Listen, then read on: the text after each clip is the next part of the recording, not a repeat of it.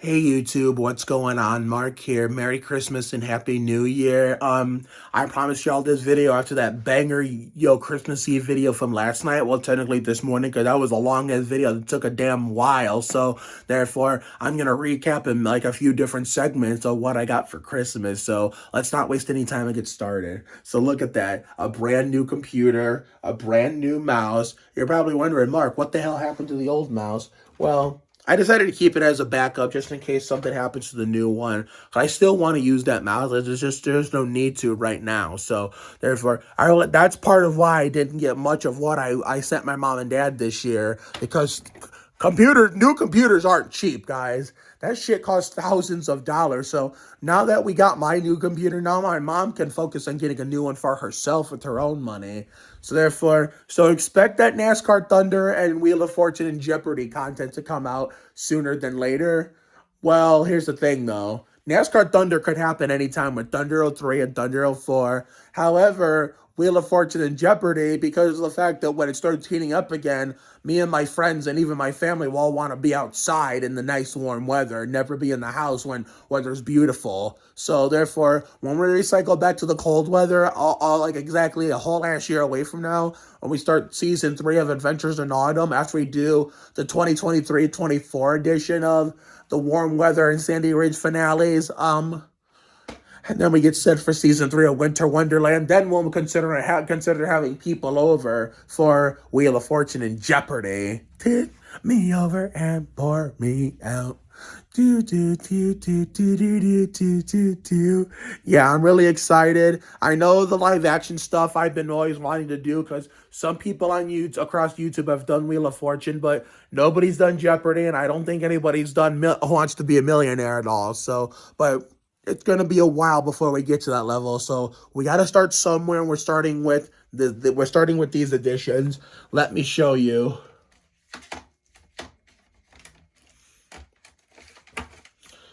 Okay. So we're going to work our way up the ladder from oldest game to newest before we do live action. We're starting off with this, and then we're continuing with this. We're probably going to do maybe a couple seasons or maybe 3 before we move on to what I'm going to show you right here. I'm already doing a head count on who's going to be a contestant on what show. Or what, and for, okay, this is based off the 1990, both this and Jeopardy are based off the 1999-2000 season, the second edition. And the first edition of both the ones I showed you before are based off the 98-99 season, meaning this would have been based off Jeopardy's 16th season. This would have been based off Wheel of Fortune's 17th season. This would have been based off Jeopardy's 15th season. And this would have been based off Wheel of Fortune's second season. Because keep in mind, the current versions of Jeopardy and Wheel of Fortune, no matter who's hosting or announcing, the syndicated Wheel of Fortune only existed because of the success of the daytime version with Chuck and Susan, later Pat and Vanna, before the daytime network version collapsed when Pat left and the ratings declined. Because of the early success of the daytime version before Pat left to go work on CBS's talk show, because he couldn't do both the NBC game show that he was famous for and a CBS talk show, because that would be conflicting. Famous people could get in trouble for stuff like that unless they have special permission from the agent. They're like nowadays when the same actor can work on both Nickelodeon and Disney Channel. I don't know how this shit works in TV, whether it be the shows I watch now or the game shows that I used to watch them back when they were better. I guess it was different then than it is now, and if that's the case, that goes to show you that times do change. So therefore, because let's get to the bottom of this. The current syndicated version of Wheel, which is still on today, premiered in 83-84. The syndicated Jeopardy, which premiered a year later, that premiered with Alex Trebek, premiered the next year. So that's why they're a year behind, considering, but without, Art Fleming and Don Pardo, we do not get Wheel of Fortune as a whole to begin with. But without Art Fleming and Don Pardo's success on Jeopardy, and then Art Fleming's second run with, John Harlan as the announcer instead of Don Pardo, where there was no final Jeopardy, I guarantee, yeah, we do not get Alex Trebek's version to begin with, even though he's gone now. And without Chuck and Susan, we do, and without daytime wheel, there's no syndicated wheel. Considering we do without Chuck and Susan, we do not get Pat and Vanna either. Even though Charlie O'Donnell was the only one from my childhood that was there the whole time, except for a period from 19 well, from 1975, the show Wheel of Fortune was conceived. He was there till 1980. So therefore, from except 1980 to 1988, yeah, he was there the whole time because Jack Clark, was in. We all know the story behind that. Because we don't, well, the daytime wheel looked like it was going to get axed, so Charlie got scared more than Chuck and Susan did, so that's why he left, thinking NBC was going to follow through with the decision. But then I guess, fans around the world around the nation were complaining, so NBC decided against it. But when Charlie found this out, it was too late. He already signed to other commitments. That's why Jack Clark was there, and then he died July 1988 due to bone cancer. And what most people don't remember is that he thought he knew he was going to die sooner than later. So he called Charlie up shortly before he died, saying, "Hey, I'm about to die soon. I'm not going to be here much longer on Earth. So I want to give you back the job that I gracefully, took from you after what happened 8 years ago." I'm just imagining what that conversation was like. I wasn't born then. This was 1988. I wasn't born until 94. And I bet you Charlie said, "Oh, Jack, that's very nice of you, and I'm going to miss you. And because you do sound really sick. Unfortunately, no matter what happens to you, I can't take it back for the moment because I'm still obligated to bury an in, right? So maybe when that expires, we don't know when, maybe I'll take it back." So that's what he did in March 1989, after, not the famous modern day rapper, but a disc jockey from back in the day, MG Kelly, filled in until Charlie was able to return in March 1989, and that's where he remained from the time I got to Wheel of Fortune in the middle of the 97-98 season until his own untimely death in the day after Halloween in 2010. I know a lot of guest announcers that filled in, the void including Jeopardy's Johnny Gilbert. But what most people don't know is Charlie had filmed a lot of episodes in advance that aired long after his death, and that hadn't aired yet. He filmed those. There was some that filmed that had not aired yet, and before he died, and then when he finally did die, when those episodes finally did it that he filmed,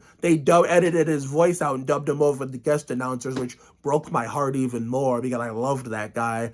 That's what makes me not understand. How is it that they could still use Alex Trebek in episodes he filmed, but hadn't aired yet, that eventually aired after his passing? How could they still use him, not edit him out, but yet they added out Charlie O'Donnell, even though those episodes he did film before he died? They could have used them or something. Although there were some episodes I read on the Wheel of Fortune wiki fandom that there are some episodes that forgot to edit Charlie's. They didn't. They all edited Charlie's voice though. But there are some mentions of most of mentions of his name was edited out, but some were left in there from Pat. From mentions of his name, like from Pat, was left in there, as if editing him out was bad enough. Leaving some of his mentions of his name in there broke my heart even more. So, yeah. So then that's when eventually at the end of that same season we lost him. Jim Thornton was named as the permanent announcer. The whole role he's held since then. So, yeah. And then Jeopardy. We all know the story with Jeopardy. Alex Trebek. It was only Alex Trebek and Johnny Gilbert as the only OG team that was there for modern day Jeopardy until Alex was diagnosed with pancreatic cancer April 2019. I think it was March or April 2019. Not 2018, 2019. March, April 2019. I remember hearing the story of how I found out. I got home from work that day from what was a drama fest at Murray Ridge at the time. I go into my bedroom, open up my phone. I open up Facebook and saw one of my Murray Ridge friends share that news. I almost started crying because it's like, are we going to lose him too? I was hoping he would pull off some miracle because at the time I could not imagine Jeopardy without him. And then eventually we did. And then I had this little, kind of like with David A. Arnold, I had this, this weird feeling in my chest when I woke up and found out he eventually died on my uncle's birthday. And I had a race to watch that day, the Checker Auto Parts 500 at Phoenix, which was, as you all know, the first year NASCAR Winston Cup Series had the first year that Phoenix was the championship finale instead of Homestead. I couldn't even focus on the race properly because I was thinking about Alex Trebek. And then I was watching in my mom's room when she still had that DVR right there, and then now I use, considering she gave it to me since I was using it more than she was. She didn't need it. So when I came down here to watch game shows, modern game shows, I could not focus because I was thinking about Alex Trebek. So yeah, so therefore, they still aired his episodes that he filmed that hadn't aired. They were supposed to air his final episodes down Christmas, but Christmas they had something else on, so at least nobody had to be crying on Christmas. So when they did air his final episode eventually, it felt weird to me to watch a modern Jeopardy episode because I'm used to the older ones. I decided to watch it, just watch him for one last time, and boy, was that sad. It was really, really sad. And so even though he's gone, and even though Ken Jennings and Mayim Bialik are there now, it's still popular no matter who watches it or doesn't. It's like there's only 3 of them from my childhood that are left. Pat Sajak, Vanna White, and Johnny Gilbert. 2 Wheel of Fortune, 1 Jeopardy. The other 2, along with the big boss, their number 1 boss, Merv Griffin, Alex Trebek, and Charlie O'Donnell, they're both dead. So unfortunately, that's part of life, but at the same time, it's never easy. But don't worry, whenever we do the live action Jeopardy and Wheel of Fortune, we're never going to replace Alex and Charlie. And even when Sajak, White, and Gilbert aren't there anymore, we're never going to replace them either, because those are the definition of our childhoods, always will be till the day our lights shut off one day. But anyway, let's get to the point of this video. So you'll be seeing, no more than just gameplay and let's play. You'll be seeing game night episodes of this, and this, and of course, after that, once we create and make enough episodes and seasons, this, and this. So I got to figure out proper animations to make it look exactly like the real show. Now I'm going to put all these away. I'm going to show you everything else I got for Christmas, and then we're going to wrap this video up. I know this room is a really big mess, and we need to clean this shit up.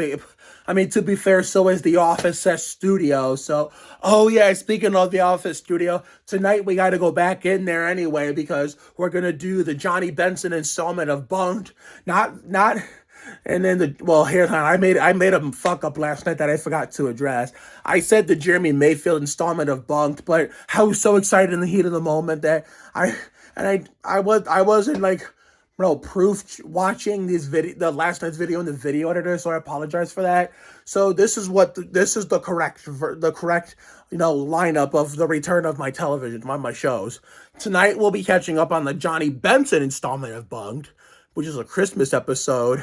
And then after that, we'll be catching up on the bonus Christmas episode of Villains of Valley View, which is the Jeremy Mayfield installment. So my apologies for that fuck up last night. But anyway, I want to show you the most important gift that's upstairs here. Look at this. Duncan. Now, my dad had the shorts, but unfortunately, was it FedEx or was it UPS? I can't fucking remember. Well, whatever delivery company he ordered the combo from, they lost the package. Therefore, they're gonna I know it wasn't UPS, because I know he was mad about that. It was either FedEx or USPS. I didn't record the story on camera because I was too busy having fun with the family. But oh well. But yeah, they're gonna ship them this coming month. This probably tomorrow or Tuesday, and he's gonna come over and bring them, and then I'll probably expose that too. But anyway, here's the bag of gifts the rest of the gifts I got.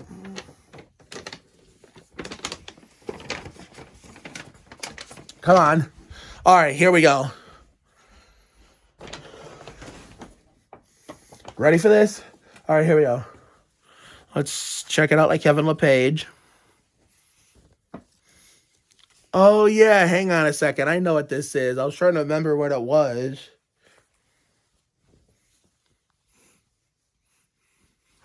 Okay. Come on. All right, you see that?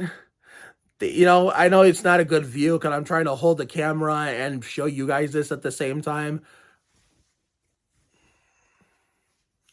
See this, like the Godfather logo? Yeah, it's the uncle. My sister's daughter is coming. My sister and my brother-in-law are coming in town with my niece to get her baptized.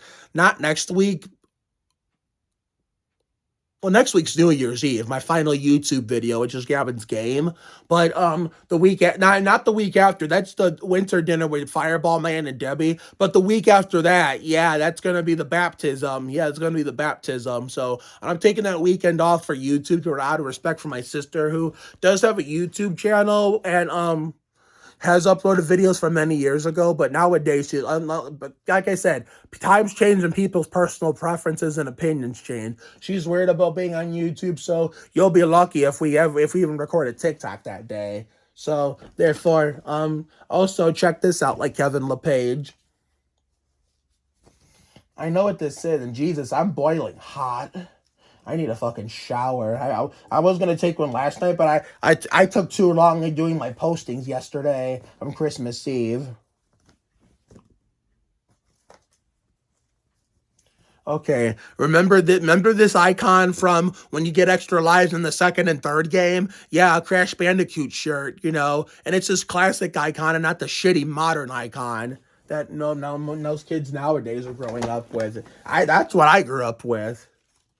It's like no matter the generation, older stuff is always going to be better to older people. And of course, a new Coca-Cola shirt because the other one was looking crummy. So that way I don't have to keep using that one anymore for pajamas. I would say everybody knows what the Coca-Cola logo looks like, so who cares if it is not shown properly? The Coca-Cola Racing family, doing our part to help those in need. New socks. Since the other ones are been fucking crummy, I'll still use them, but like almost all the good ones are in the laundry. And then these are new jogging pants, so I don't have to keep wearing the other ones, except for when these are in the laundry. And I want to get, if I'm cold, then yeah, I have no choice. So yeah, that's all the gifts I got. The reason why I wasn't totally stacked this year, like in usual in years past, because I'm kind of getting older to the point where I don't need that many shitload of gifts anymore. Two, that computer took up a half, all of my family's money, which is why they weren't able to get me anything else. So most of the stuff I didn't get for Christmas, I'm probably going to get for my birthday. My grandfather has one more gift for me that I have to remind him to give me if I remember to remind him. But I'm not going to show that on camera. So I don't think I'm going to be getting into additional shenanigans today. Because look at this. It's a suicide out there. I'm not talking about the snow for once. I know you can't see that. Can't see that. Yeah, see, look at that. It's more than just the snow. It is fucking blistering cold out there. So there's no way I'm risking getting sick a fourth time, even if I'm fully bundled up to go visit some friends and wish them Merry Christmas, get into some shenanigans. That was the original plan, but I'm staying in the house because health is important. I want to stay healthy 110% for the rest of season 2 of Winter Wonderland. That way I could do stuff with people and bring you guys some fire content in place of the Spurs content outside of February 13th when we go to the game. And I'll bring you that vlog, so that way we can keep the tradition alive, and keep the streak alive and keep the tradition going, and add to my playlist of Spurs game vlogs. So therefore, I wanted to come on here and show you guys. Now tomorrow it's Graham Shields' birthday. Victor Crane from Livin' La Vida Labras. Congratulations to him on his first child, his newborn son Hudson. Goes to show you. I know he's a lot older.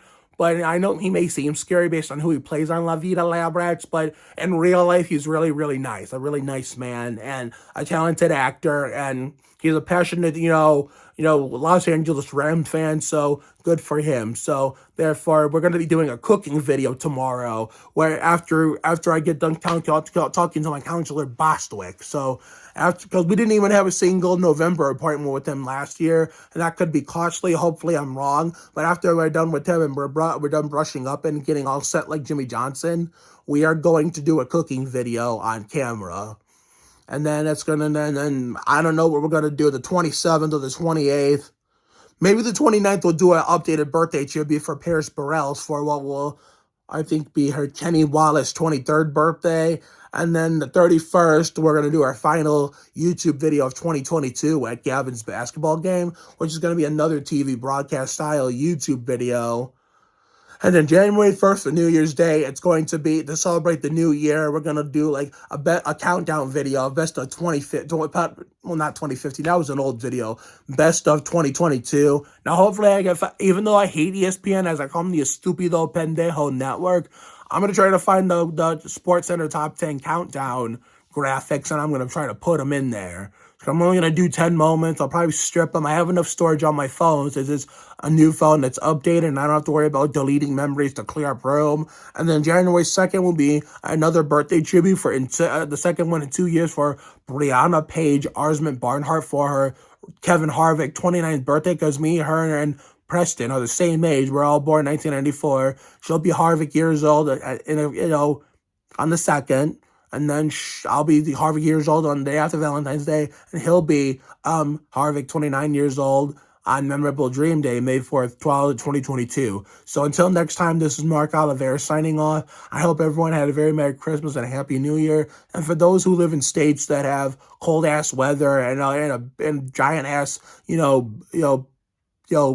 giant ass, what's the word, giant ass, piles of snow. I hope you all remain calm and, remain safe and calm, stay warm, be safe, and just, be careful. So, cuidado con mi corazón. Not cuidado con mi, that means be careful with my heart. That's got nothing to do with that.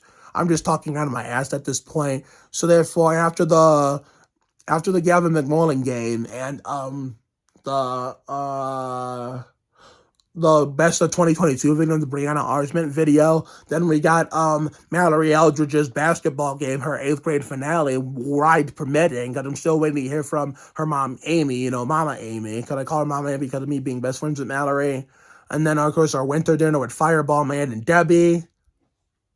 There's a lot of content I'm rolling out for you, and I'm going to keep describing it in the weeks to come as we kick off 2023. So have a good night tonight and a better day tomorrow. Life will give you a lot of lows, but when you hit a high, enjoy it. It ain't for the weak.